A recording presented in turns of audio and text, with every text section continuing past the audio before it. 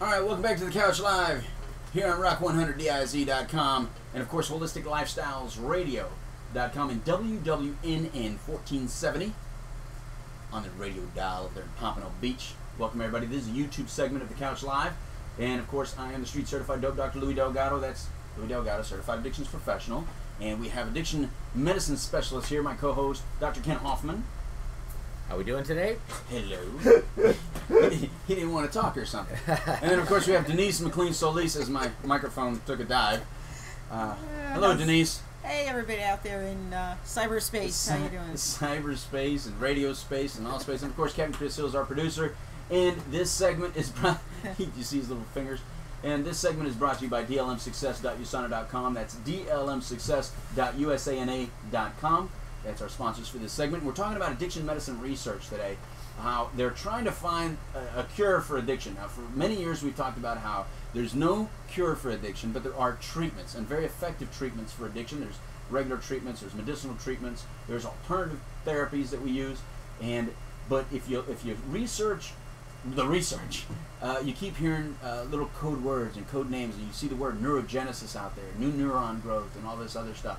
So I wanted us to talk about that today, break it down in normal terms, because when you guys speak, Dr. Hoffman, when doctors tend to put research out there or discuss it, you guys like to complicate everything with really complicated words just to show us that they actually listened in biology class and chemistry class and make us all feel like idiots. So I figured that on today's show we talk about this neurogenesis in dummy down terms. Can you please dummy down for us and explain to us what that research is all about and why they're actually doing it? Well, what they're saying in the research is that if the new neuron growth in the brain, particularly in the midbrain or the pleasure center, the limbic system they also call it, prevents release of dopamine and would decrease the likelihood of addiction. It's the release of dopamine, the constant release of unusual amounts of dopamine in the midbrain that creates addiction. Yeah. You know, when we use chemicals, whether it be drugs or alcohol, or there's other things that can create addictions, whether they be process addictions like food, skydiving, sex, exactly, anything, all those things. To excess. Can create addictions and release excessive amounts of dopamine over periods of time, creates addiction whereby the brain takes away dopamine receptors. Yes. And then the normal things that we would receive pleasure from, whether it be sex or ice cream or, normal things, bowling, watching movies. Spending time with your family. That's right. Yeah. That no longer becomes pleasurable because you don't have these receptors to appreciate these little amounts of dopamine that normally watching a movie with the family, that's no longer pleasurable.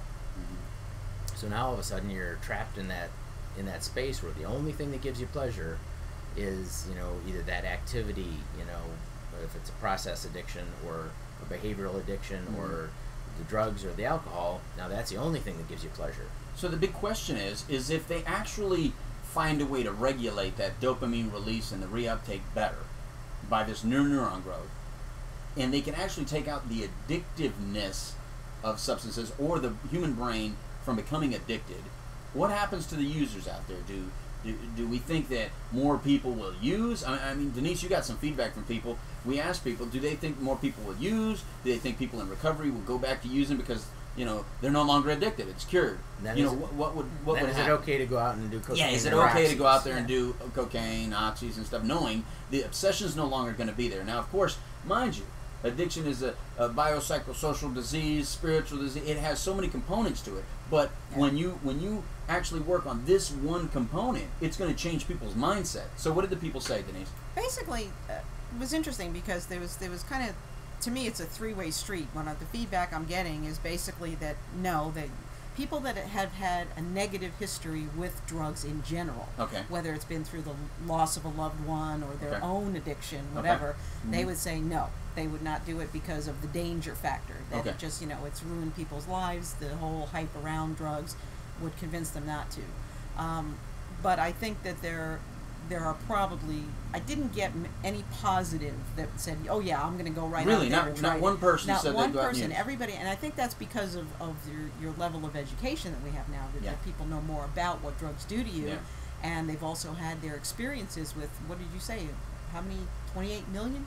Yeah, it's like 25 million people addicted in the United States. Yeah, addicted. So among that, you got to have someone, just about everybody that I know has been touched by addiction at one point or another. So that negative response of, okay, regardless of whether or not this is going to hurt me or I'm going to become addicted, I don't think I'm going to try it because I just know there's a possibility. You still got that lingering possibility, just like, you know, yeah, bungee jumping sounds nice, but I'm still afraid of heights, so I don't think I'd really like it. I got you. Okay. You know what I mean? So that's kind of what I'm getting back, is a lot of people saying, no matter what they told me, you know, if they told me tomorrow that cocaine was not addictive, I still wouldn't try it.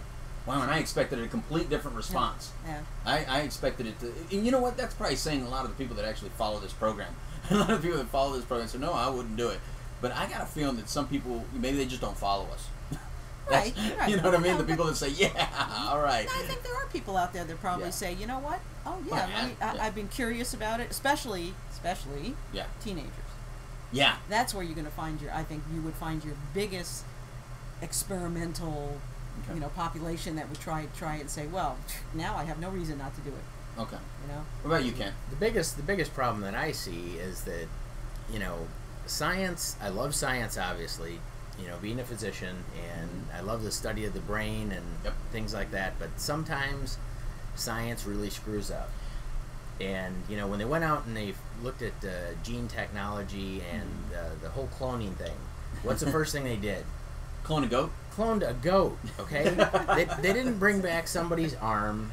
You know, they didn't... Well, you don't know that. They didn't do something really positive. There's a laboratory somewhere with a man with a tail. You know, they didn't do something. They didn't cure a disease. They cloned a goat. At least that's what they let us know. And you know, that just wasn't really a positive spin. Why not? On what they could really do. Well, and this whole thing. The first thing that came to my mind was that if this really became possible, how do we educate, you know, kids? It's hard to do already with.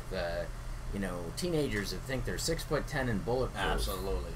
And you know, and I know, as much education and public speaking as we do, it's, you know, it's very, very difficult when you got a kid that thinks he has a big red S on his chest to begin with. That says, oh, that is not going to happen to me. I mean, how many of our clients / patients have, you know, said that? And, you know, I ask them, I said, if you knew the first day that you were going to be sitting in my office, and that you were going to have gone through what you've gone through, and that you're going to have the pain of what you've experienced, would you have used that first Roxy? Would you have used that first Vicodin? Or would you have used, you know, that first line of Coke? What do they say? Hell no. Absolutely not. And see, that's the thing. You take away, I mean, you start educating people that, hey, drugs are no longer addictive. My feeling is that, oh man, now what are you going to tell them?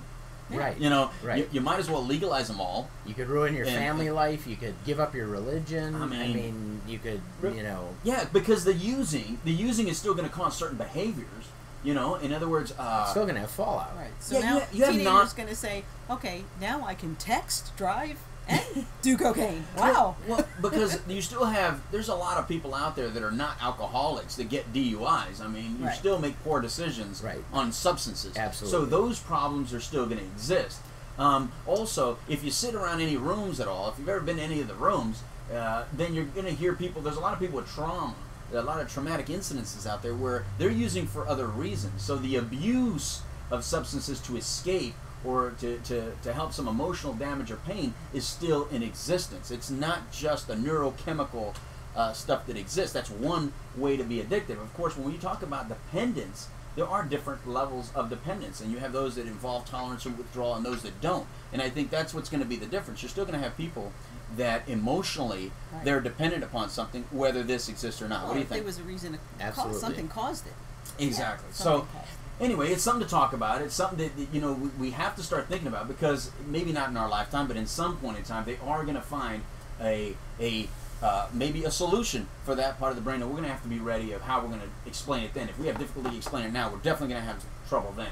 Well, anyway, thedopedoctor.com, we got soberdoc.com if you want to ask him questions, and of course starbeamcoaching.com. And thank you very much to rock100diz.com, holisticlifestylesradio.com, and WWNN 1470 out of Pompano Beach. And of course dlmsuccess.usana.com. This has been the Couch Live YouTube segment. We'll see you next time.